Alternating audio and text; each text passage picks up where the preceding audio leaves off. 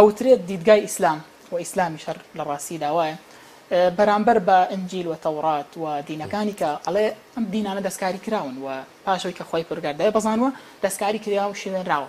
ئایا بەڵگەت چییە لەسەرەوەی کە قورئان وای لێ نەکراوە بۆ پارێزراوە لەلایەن خۆی پروردگارە؟ یەکەمیان بەڵگەی نەقلی، دووەمیشیان بەڵگەی عەقلی و واقعی. بەڵگەی نەقلی خی گەوردە فەرمێ ئینا نەحن نەزەلنا الذیکر وئینا لەه لەحافظون.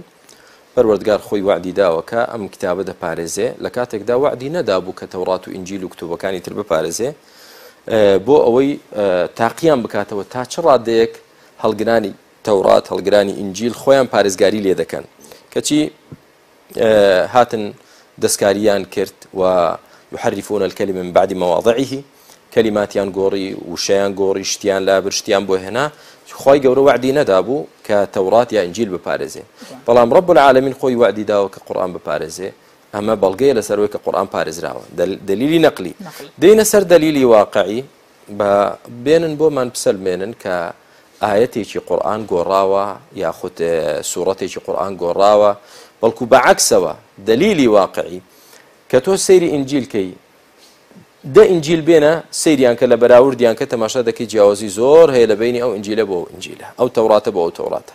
بەڵام وەرە قورئانێک لە ئەمریکا هەڵگرە، ئەوجا سەفەر کە بۆ رووسیا قورئانێکیش لەوێ لە مزگەوتێک دەریکە سەیری کە و بەراوردیکە هەمان قورئانە، هیچ فەرقی تێدا نییە.